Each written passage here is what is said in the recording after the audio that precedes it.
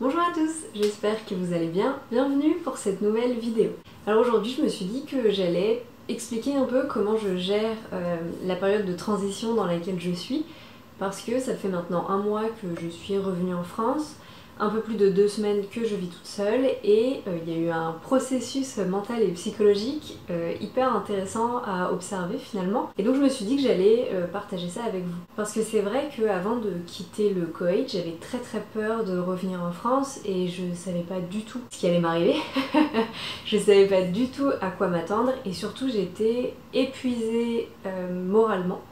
Et donc j'étais en fait un peu dans un trou noir à me dire que j'allais jamais m'en sortir. Et avant même de quitter le Koweït, j'étais déjà en train de chercher des solutions pour revenir au Koweït. Donc maintenant, un mois après mon arrivée en France, je vais vous expliquer un peu comment ça s'est passé et surtout comment je le vis. Alors il faut savoir que je suis littéralement en période de transition. L'appartement dans lequel je suis actuellement, je n'ai pas vocation à y rester parce que j'attends que ma maison soit terminée pour pouvoir du coup aller vivre dans ma maison et pour commencer pour de vrai ma nouvelle vie là-bas. Donc c'est pour ça que je ne cherche pas de travail ici parce que je suis pas destinée à rester ici, donc j'ai pas envie de m'impliquer dans une recherche de travail avec ce que ça implique, c'est-à-dire se manger des refus, aller à des entretiens et puis peut-être avoir des refus, et surtout commencer à un poste que je serais peut-être plus ou moins obligée de quitter dans un mois ou deux. Donc je me suis pas lancée dans la recherche d'emploi. Et donc je suis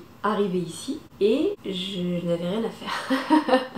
Donc alors la première semaine, comme je vous l'ai déjà dit dans ma précédente vidéo, j'étais avec mon ex-partenaire, donc on a fait le tour de Normandie, on est allé au Mont-Saint-Michel, c'était vraiment très cool.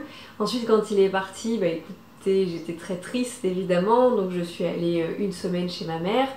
Et au bout d'une semaine, je me suis dit que j'allais pas rester là-bas pour m'enfoncer dans ma tristesse. Enfin, quand j'étais chez ma mère, justement, je ne m'enfonçais pas dans ma tristesse, mais je m'interdisais un peu de m'enfoncer dans ma tristesse. Et donc ensuite, je suis venue dans l'appartement dans lequel je suis aujourd'hui, et j'ai commencé donc à vivre toute seule. Les 2 premiers jours, j'ai passé les 2 premières journées à pleurer parce que c'était vrai quoi, ça y est, j'avais quitté le Koweït, mon ex-partenaire était parti, c'était vraiment la fin d'une histoire. Je devais repartir de zéro dans un endroit que je connaissais pas et dans lequel j'étais vraiment toute seule, et en plus je vis sur mes économies, donc il faut que je fasse très attention à mon budget, et mine de rien ça aussi c'est un stress supplémentaire. Au début j'étais vraiment complètement perdue parce que j'avais l'impression que j'étais obligée de faire des trucs, dans le sens où j'avais vraiment l'impression que je ne pouvais pas me reposer et que je ne pouvais pas ne rien faire.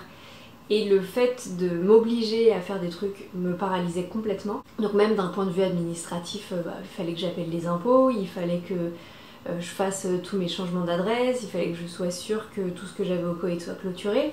Et en fait tout ça, j'avais vraiment énormément de mal à le faire parce que j'étais paralysée. En fait, moi, c'est vraiment une réponse au stress. Je suis tout le temps paralysée. Quand je suis stressée ou quand je suis dans une situation qui me fait un peu flipper, je suis complètement paralysée. Et donc, je me suis retrouvée ici, toute seule, à me dire en gros, j'ai raté ma vie. Vraiment, c'est ce que je pensais. Je me disais que j'avais raté ma vie, que mon expatriation au Koweït était un échec et que j'allais jamais aimer être en France, ou qu'en tout cas, j'allais jamais me réadapter. Que en plus, encore une fois, j'ai des économies pour mes travaux, mais c'est de l'argent, donc c'est pareil, il faut budgéter, il faut faire attention à ce qu'on va dépenser. Et je me suis retrouvée noyée avec cette impression qu'en fait, tout simplement, j'y arriverai jamais. Et du coup, je savais pas trop quoi faire de mes journées, et j'ai commencé à me forcer à sortir marcher tous les matins.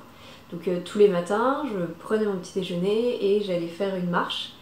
J'ai commencé un peu à me donner des petits défis, ok, va t'acheter un mascara. Donc j'ai pas de voiture et je voulais pas acheter du mascara au Carrefour en bas de chez moi parce que je voulais que aller acheter du mascara soit une aventure en elle-même, ou en tout cas que ça me motive à faire quelque chose et que finalement ça me redonne un peu confiance en moi, parce que c'est facile de descendre, d'acheter un mascara et de remonter chez soi. Moi je voulais faire quelque chose qui me sorte un peu de ma zone de confort, en sachant que ma zone de confort c'est mon appartement et mes anciennes habitudes c'est le Koweït. C'est-à-dire qu'en fait au Koweït, si jamais je voulais acheter un mascara, je pouvais le commander ou je pouvais tout simplement prendre ma voiture et aller en voiture là-bas. Et là j'ai plus de voiture, donc j'ai fait une demi-heure de vélo pour m'acheter mon mascara, je suis rentrée chez moi, donc aussi une demi-heure de vélo. Et en fait je crois que c'est ça qui a été mon premier déclic, ça a été de me dire que je pouvais faire des trucs qui étaient faits juste pour moi. Donc c'était des choses qui allaient moi me faire plaisir et qui allaient m'aider en fait à traverser cette épreuve tout en acceptant ce qui se passait. Donc comme je vous l'ai dit, je ne souhaitais pas travailler parce que je suis littéralement dans une période de transition, mais aussi parce que je sais que pour le moment, retravailler n'est pas envisageable pour moi, ou en tout cas retravailler au sein d'une structure, retravailler avec des employés, avec des managers, avec des personnes au-dessus de moi qui vont me mettre un stress sur les épaules. Je sens que j'ai pas encore les épaules pour pouvoir supporter ça, donc je m'accorde une petite pause dans laquelle mon objectif premier, c'est tout simplement de reprendre confiance en moi et d'être capable de refaire des trucs juste pour moi sans imaginer une espèce de productivité derrière. Donc comme je vous l'ai dit, la première chose que j'ai faite c'était juste de prendre mon vélo, de rouler une demi-heure, d'acheter mon mascara et de rentrer chez moi. Ensuite j'ai commencé à me dire que tous les jours j'allais sortir marcher. Donc il faut savoir qu'au Koweït j'avais cette espèce d'anxiété sociale. Alors je vais pas dire que c'était de l'anxiété sociale parce que j'ai pas eu un diagnostic derrière ou quoi au caisse, donc bon, je veux pas employer des mots pour quelque chose qui ne me corresponde pas, mais j'avais très peur d'être jugée en allant dehors et j'avais très peur d'être jugée pour à peu près tout et n'importe quoi. Je voulais pas qu'on me voie, je vais faire simple, je voulais pas qu'on me voie, donc sortir c'était toujours une difficulté pour moi. Je sortais toujours à des heures où il y avait personne dehors parce qu'en fait je voulais pas qu'on me voie tout simplement. Et là je me suis dit justement, Elisabeth en fait tu vas sortir à des heures où il y a du monde parce que il faut que tu comprennes que c'est pas grave si les gens te voient et que en fait tu vas pas être jugée. Et ce qui va se passer dans le meilleur des cas, c'est qu'en fait tu vas rencontrer des gens puisque c'est des gens qui vont te voir et te revoir et te revoir. C'est-à-dire qu'avant qu'on émette un jugement sur moi ou avant qu'on pense à moi, il faut m'avoir vu plus d'une fois en fait. C'est-à-dire que quand vous croisez une personne une seule fois, vous vous en souvenez pas. Quand vous la croisez une fois, deux fois, trois fois, quatre fois, cinq fois, vous vous en souvenez, mais vous n'avez pas de mauvaises pensées à son propos. Je sais pas si c'est clair, mais moi c'était... Enfin dans ma tête c'était un peu matrixé où je me disais que si les gens me voyaient à l'extérieur, ils allaient automatiquement émettre un jugement négatif sur moi. Je ne sais pas pourquoi. Enfin, si je sais pourquoi. Tout simplement parce que au début de chaque année scolaire, depuis que je suis au Koweït, le principal se pose devant tous les professeurs et explique à quel point il faut faire attention à être en accord avec la culture locale, qu'on représente l'école, donc il faut faire attention à pas se faire remarquer. Et moi je sais pas pourquoi je prends les choses tellement à cœur que j'avais tout le temps peur de faire un pas de travers, j'avais tout le temps peur de pas être assez bien pour représenter l'école, enfin un peu ridicule parce que j'étais la seule à penser comme ça. Mais voilà, c'est de ça dont il fallait que je me débarrasse. Donc j'ai commencé comme ça à aller sortir marcher, puis de plus en plus, puis dans des endroits que je connaissais pas, et puis au lieu d'y aller au coucher du soleil, y aller le matin, et puis ensuite y aller en plein milieu d'après-midi, y aller quand il y avait du monde. Et comme ça, un peu me remettre dans le bain, tout simplement. Donc après, pareil, je suis allée m'inscrire à la bibliothèque du coin pour lire des livres. Donc je lis plein de livres. Je suis à une moyenne de 2 livres par semaine. Donc je lis des livres, je suis très contente de lire de nouveaux livres, parce que ça fait très longtemps que ça m'était pas arrivé, et surtout pas à cette cadence. Je fais le marché, donc je parle à des gens. Et en fait c'est hyper bizarre parce que je ne connais personne ici, je n'ai pas d'amis, je connais absolument personne, ma famille est loin. Et le fait de ne pas avoir d'amis autour de moi, le fait de ne pas avoir ma famille, le fait que toutes mes conversations et tous mes rapports sociaux soient avec des inconnus, finalement, moi ça m'aide à traverser cette transition. Parce qu'en fait, il y a quelque chose qui est hyper difficile dans les transitions. Surtout celle que je vis parce qu'elle n'a pas été vraiment décidée, même si aujourd'hui je pense que c'est la meilleure chose qui me soit arrivée. Ce qui est difficile, c'est qu'il faut dire au revoir à la personne qu'on était et se construire ou en tout cas devenir une nouvelle personne.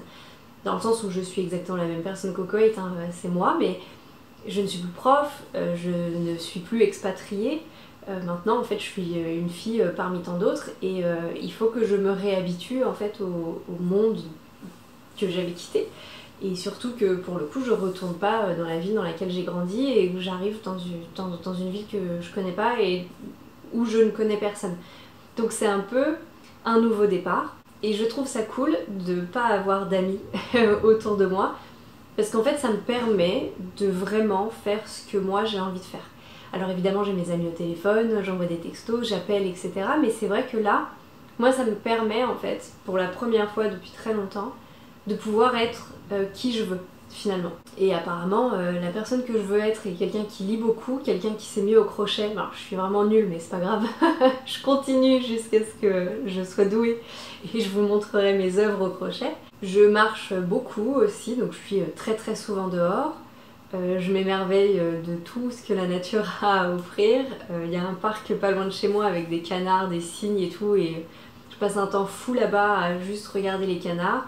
Je vais parfois à la mer juste pour voir la mer. Et c'est vrai que je me rends compte que être capable de s'arrêter et d'accueillir ses émotions et d'accueillir ses sentiments, c'est quelque chose qui est nécessaire quand on est dans une période de transition. Parce que moi j'avais tendance au début à beaucoup ruminer. Et là en fait j'ai réussi à m'ancrer dans le présent et je suis contente parce que c'est pas gagné pour être honnête, mais là j'arrive à m'ancrer dans le présent, c'est à dire que voilà, bon bah c'est bon, j'ai quitté le Koweït, ça s'est acté et maintenant bah, je vis littéralement au jour le jour. Et je vais être honnête avec vous, pour le moment je n'ai pas du tout de plan d'avenir, je ne sais pas du tout ce qui va se passer pour moi plus tard et bah bizarrement je n'ai pas peur parce que aujourd'hui tout va bien. Et je pense que c'est ça qui est important, c'est que aujourd'hui tout aille bien. Et c'est marrant parce que petit à petit, bah, je reprends un peu du poil de la bête pour faire les choses qui me faisaient peur il y a encore 15 jours. Par exemple, appeler les impôts et écrire la lettre que je dois écrire pour ma banque au Koweït. Et c'est vrai que c'est des choses qui paraissent bateaux comme ça, mais quand vous êtes la tête dans l'eau, même les trucs les plus bateaux sont hyper difficiles à faire, je trouve. En tout cas, c'est le sentiment que j'avais quand je suis arrivée en France. La deuxième chose, qui est au final pour moi peut-être la chose la plus difficile à gérer, c'est donc justement cette rupture. Donc je vous l'ai dit, on s'était séparés en septembre et puis ensuite, quand j'ai su que je quittais le Koweït, on avait repris contact. Mais on n'était pas ensemble, mais c'était quand même ambigu parce qu'il y a toujours des sentiments, etc. Il est venu avec moi en France, puis en fait quand il est parti c'était dur parce que bah voilà, c'est fini quoi. C'est fini pour de vrai. La relation à distance n'aurait eu aucun sens puisque en réalité ça faisait quelques mois déjà que cette histoire était terminée. Je sais rationnellement que cette histoire elle est impossible et en même temps j'ai mon petit cœur de romantique qui se dit ah oui mais bon tu vois ce serait beau si là il revenait alors que enfin ce serait toujours voué à l'échec. Mais en fait ce que j'ai compris c'est que j'ai le droit d'avoir dans ma tête l'idée que ce serait beau si jamais il revenait.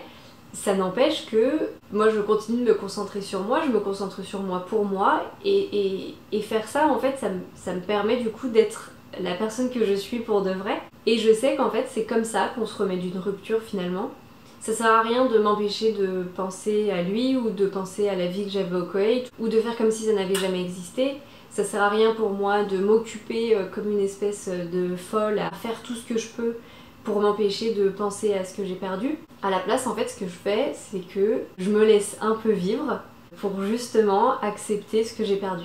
En tout cas, lui, je l'ai pas perdu parce qu'il est avec moi.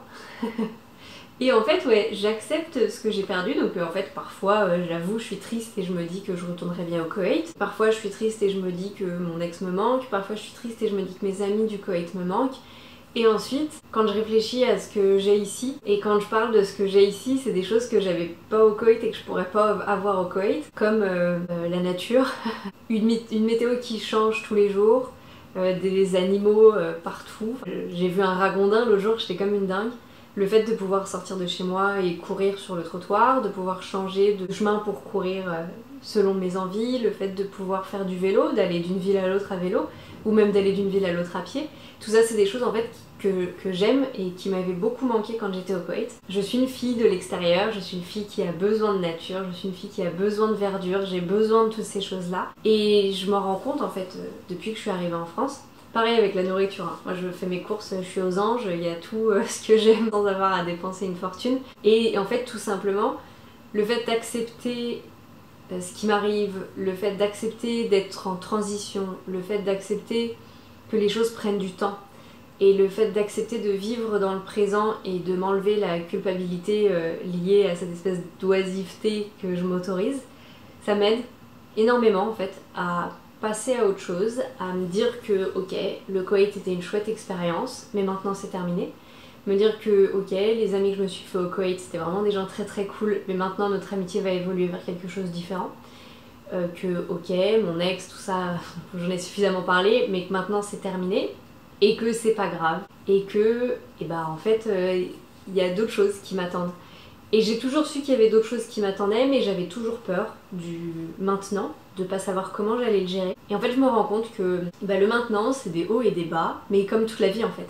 C'est tout simplement des hauts et des bas. C'est des moments où je saute de joie parce que je me dis que j'ai fait le meilleur choix du monde. C'est des moments où il est 20 h, je suis au bord de la plage, il y a une tempête qui arrive et je me dis mais mon Dieu, mais en fait c'est génial d'être en vie.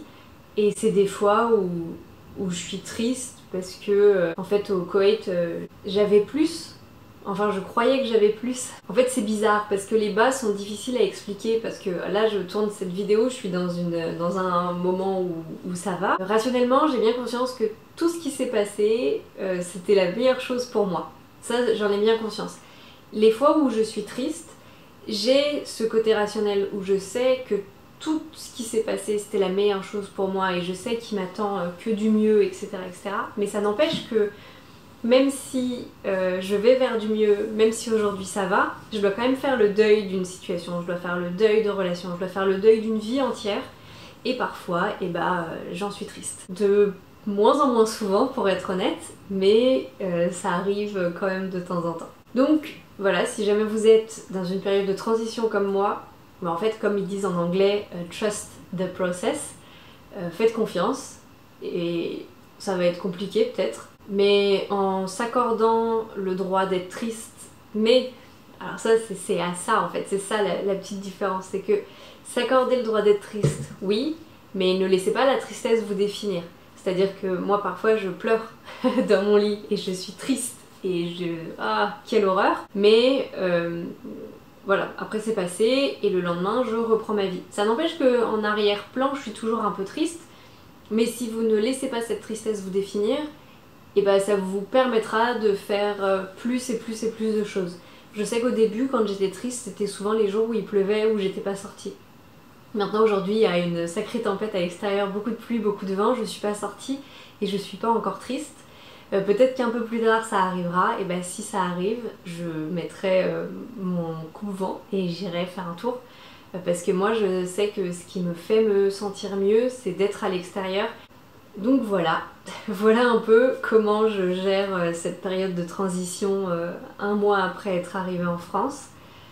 J'espère que cette vidéo vous a plu, n'hésitez pas à me dire ce que vous en avez pensé dans les commentaires, partagez votre histoire éventuellement ou posez des questions.